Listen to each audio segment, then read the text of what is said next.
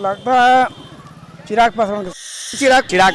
चिराग पासवान सत्यनारायण भगवान का पूजा भी करके अगर उनको आमंत्रित करते हैं तो वो वहाँ प्रेजेंट होते। ये सब खाली बीजेपी भक्त हैं और कुछ नहीं, बस मोदी मोदी, रिजल्ट कुछ नहीं है। काम तो बहुत अच्छे किए चिराग पासवान, उनका नाम है और थोड़ा ध्यान और दे तो और मतलब रोशन होगा उनको। भूदेव चौधरी को तो कोई लोग जानता भी नहीं, पहले भी 5 साल वो यहाँ के संसद रह चुके हैं। आप बताइए तो, भूदेव चौधरी जब यहाँ से जीत के गए तो यहाँ की जनता भूदेव चौधरी को पहचाना भी नहीं।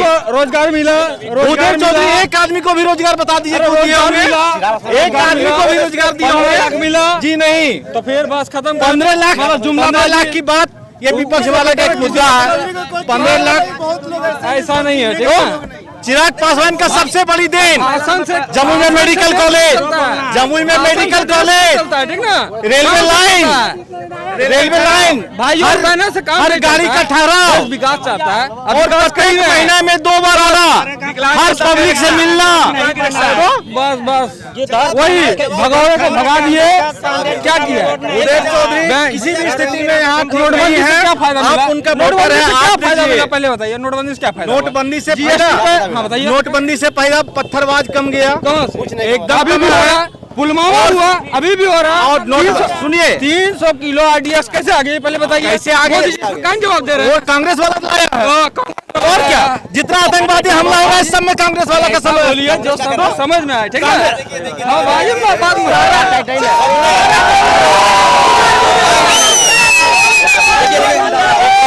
फिजूल का हल्ला मत कीजिए। देखिए, मैं जम्मू क्षेत्र की सबसे बड़ी समस्या मैं जो जानता हूँ यहाँ है कि नाली की समस्या, जो कोई भी आदमी बैठ करके उसको मेजर इशू नहीं बनाना चाह रहा है।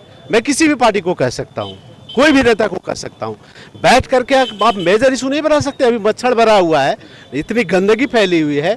दूसरा, बिजली के मामले में मैं देखता हूँ कि तार जैसे तैसे है और आए दिन दुर्घटना होती है, लेकिन कोई ध्यान नहीं दे रहा है इस पर सीरियसली ध्यान देने की जरूरत है। मैं ये 2 इशू बता रहा हूँ मुझको जो लगता है यहाँ जमुई में। इतनी देर में किसी ने अपने जो जमुई की जो समस्या है बताई और ये समस्या निकल कर आई, क्योंकि उतनी देर से हम लोगों से बात कर रहे हैं, समस्याओं के नाम पर लोग बात घुमा दे रहे हैं और चिराग पासवान जो है वो सिर्फ नहीं, शोर मचा रहे हैं। मैं चिराग पासवान और भूदेव चौधरी नहीं बोल रहा हूँ, मैं सिर्फ ये बोल रहा हूँ कि इस समस्या को बैठ करके इतने नौजवान है, क्या एक अहम समस्या है कि नहीं? ये प्रदूषण बहुत मुख्य समस्या, जहाँ तहाँ पानी गंदगी रह जाती है। क्या ये समस्या सब बताएंगे, भले ही बोल नहीं पाएंगे। आप राष्ट्रवाद की बात करते, क्या है राष्ट्रवाद? ये झूठी परिकल्पना राष्ट्रवाद की करते हैं। मैं तो कहता हूं कि बीजेपी वाले भी करते हैं। क्या राष्ट्रवाद? क्या अभी एक आदमी ने कहा कि ये सांप्रदायिक दंगे नहीं होने चाहिए, ये राष्ट्रवाद नहीं है क्या? मेरा ऐसा मानना है। ये राष्ट्रवाद है कि नहीं कि देश में अगर सुख चैन अमन से रहे तो क्या राष्ट्रवाद? यूं ही हम जय श्री राम बोल देंगे तो राष्ट्रवाद हो जाएगा? मेरा ऐसा मानना है। राष्ट्रवाद अगर एक गरीब खट करके कमाता है और सच्चे ढंग से वो अपने जीवन को चलाता है, मैं समझता हूँ वो भी देशभक्त है इस देश का। नहीं तो आप सिर्फ यही नेता देशभक्त नहीं है जो बस यहाँ पर बैठ करके बहुत बड़ी बड़ी बातें कर लेते हैं, और वहाँ जाइए अभी भी देश विकास किया है, मैं ऐसा मानता हूँ। लेकिन आपने जो देशभक्त वाली बात बोली, बड़ी अच्छी बात बोली, क्योंकि आज के समय में देशभक्त होना भी एक राजनीति का हिस्सा बन के रह गया है। देशभक्ति वास्तव में क्या है? राष्ट्रवाद की परिभाषा क्या होनी चाहिए? क्या अगर एक गरीब आदमी अपना काम ईमानदारी से एक नागरिक होकर कर रहा है इसी देश में, तो क्या वह राष्ट्रवाद नहीं है? क्या वह राष्ट्रवाद है कि नहीं? किसानों के हित, किसानों की दशा क्या है? हमारे देश में 63% जमीन अभी भी असिंचित है, जिस पर बैठ करके सदन में बहस नहीं होता है।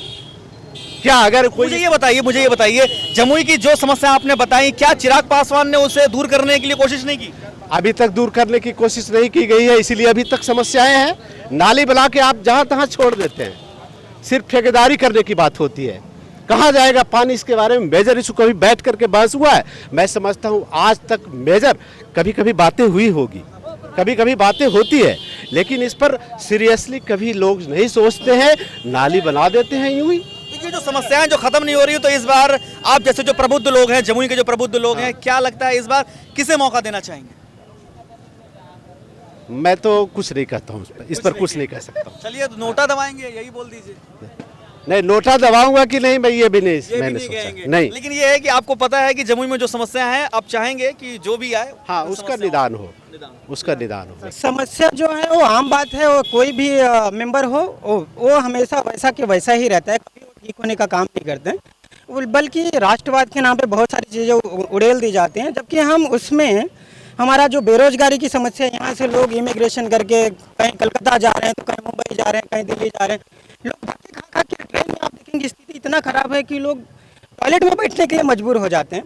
उसके साथ साथ आप स्वास्थ्य की व्यवस्थाएं देखेंगे तो उसमें भी एकदम बहुत ही बदतर स्थिति पे हैं। हम अपने आसपास के जो रहन सहन है लोगों में देखें, नाली वैसा ही है, पूरा तार जगह जगह फैले हुए हैं, तो स्थिति इतना खराब है कि आप उन मुद्दों पे बात ही नहीं करना चाहते। सड़क वैसा भी बहुत कुछ खास नहीं है, ट्रांसपोर्टेशन का भी वही कंडीशंस है। तो इन सब मुद्दों पे हम लोगों को, अगर महिला सुरक्षा वगैरह भी लगभग सब एक ही जैसा है। तो और दूसरी बात ये है कि हम दूसरे सरकारों में जो थे, तो दूसरे सरकारों में हमें ये मौका मिलता था कि कोई भी मंत्री, केंद्रीय मिनिस्टर किसी भी मंत्री को, राज्यपाल को लेटर लिख के बात कर सकता था। बट इस सरकार में हमारे पास ऐसी स्थिति है कि हम किसी सरकार से कोई सवाल ही नहीं कर सकते, और अगर हम कोई सवाल करते हैं तो राष्ट्रवाद वाला मुद्दा लाके आपके सर पे डाल दिया जाता है, आप एंटी नेशनल हो जाते हैं, राष्ट्रद्रोही हो जाते हैं, आपके ऊपर कई सारे केसेस आप के ऊपर हो जाते हैं। जमुई की जो समस्या है वो खुलकर उस पर बात की, तो क्या लगता है आपके हिसाब से इस बार 2019 के लोकसभा चुनाव में चिराग पासवान और भूदेव चौधरी या कोई तीसरा? मुझे लगता है कि गठबंधन को जाना चाहिए, क्योंकि गठबंधन में क्या होता है कि जब मेजोरिटी में सरकार होता है तो वो एक डिक्टेटरशिप वाला मामला हो जाता है, क्योंकि वो अपने हिसाब से वो काम करेगा, आप कुछ भी करिए कोई सुनता नहीं है। तो आपके हिसाब से तो अगर आप बैलेंस में होके चलते हैं तो आपको क्या होता है कि उनको भी देखना होता है और पब्लिक को भी देखना होता है, और पॉलिटिकल पार्टी का भी एक मुद्दा होता है कि अगर हम नहीं करेंगे तो सरकार गिर जाएगी और हम फिर ना ही मंत्री पद पे रहेंगे ना ही कहीं पे रहेंगे। तो आपके हिसाब से महागठबंधन को जाना चाहिए, भूदेव चौधरी? हाँ, जाना चाहिए। नाली तो मतलब जाम ही रहता है आपका, और आए दिन कभी भी अचानक बारिश होती है तो उसका प्रकोप वार्ड नंबर 22 की जनता को झेलना पड़ता है।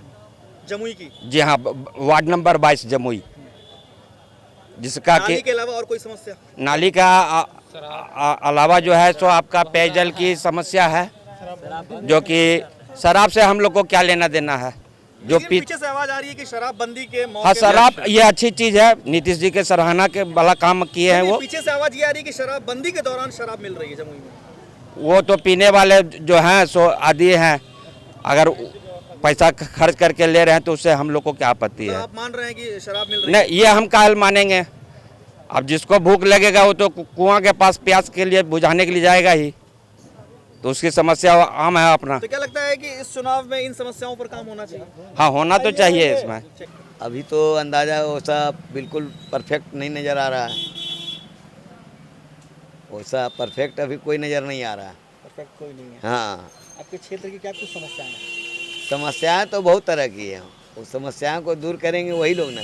लोग यहाँ पर यही बोल रहे हैं कि समस्याएं बहुत तरह की है, लेकिन समस्याओं के नाम नहीं बता रहे। समस्याओं का नाम बताया जाएगा, वो तो बताया जाता तो भी नहीं होता है। नहीं तो आप बताइए, हो सकता है कि बताया जाएगा उसको। बताइए, इस चुनावी मौसम हो सकता है कि वो समस्याएं सॉल्व हो जाए। बहुत तरह की बात है जो कि उसको अभी तुरंत क्या बोला जाएगा। सड़क की समस्या है यहाँ पर, सड़कों की समस्या है, पार्किंग की समस्या हाँ, है, पार्किंग की समस्या है, नाले की समस्या है, नाले की समस्या है, बिजली के तारों की समस्या है, बिजली की तारों की समस्या है, किसानों खेतों की समस्या है, किसानों के खेतों की भी समस्या है।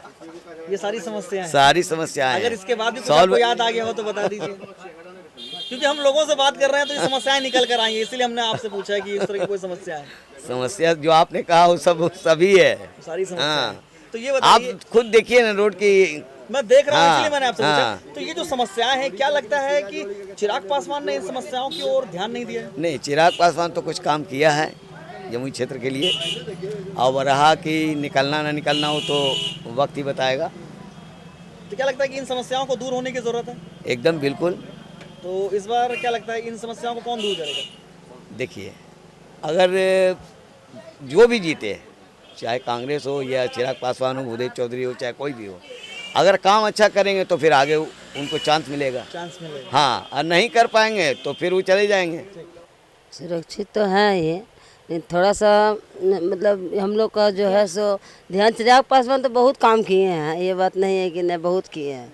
लेकिन हम कुछ महिलाओं से बात कर रहे थे तो ये बात निकल कर आई कि कहीं ना कहीं महिला जो है यहाँ पे थोड़ा सा सुरक्षा को लेकर थोड़ा सा, हाँ थोड़ा सा है, थोड़ा सा और ध्यान देने पर थोड़ा ध्यान देने पर और मतलब अच्छा कुछ होना होगा। ध्यान देने पर थोड़ा ध्यान नहीं दे रहे हैं। काम तो बहुत अच्छे किए चिराग पासवान, उनका नाम है, और थोड़ा ध्यान और दे तो और मतलब रोशन होगा उनका। आप महिला हैं, जमुई जैसे क्षेत्र में आप बाहर निकलने में देर रात बाहर निकलने में कितना डर महसूस करती हैं? डर नहीं, डर किस बात की, डर तो यहाँ होता ही नहीं, डर तो यहाँ होता ही नहीं है। तो क्योंकि यहाँ मार्केट है, हम लोग तो खुल कर जीना चाहते हैं, यार कोई साथ दे तो और हम लोग बढ़ना चाहते हैं। लेकिन नक्सली प्रभावित क्षेत्र है और ये तो शहर की बात हो गई। हाँ क्या महिलाएं सेफ फील करती हैं? हाँ सेव करती है, सेव तो है ही, मार्केट है तो यहाँ आना जाना आदमी का होता है। ध्यान बहुत अच्छा है इनका, बहुत ध्यान है इनका, और अच्छा थोड़ा ध्यान देंगे तो और इनका नाम रोशन होगा। मार्केट की बात कर रही है, कौन सा मेन मार्केट है? ये महाराजगंज चौक हुआ। महाराजगंज चौक हुआ। तो यहाँ की जो महिलाएं हैं ये सुरक्षित महसूस करती हैं। हाँ लेकिन जो क्यों दूर नहीं, दराज की महिलाएं हैं वो सब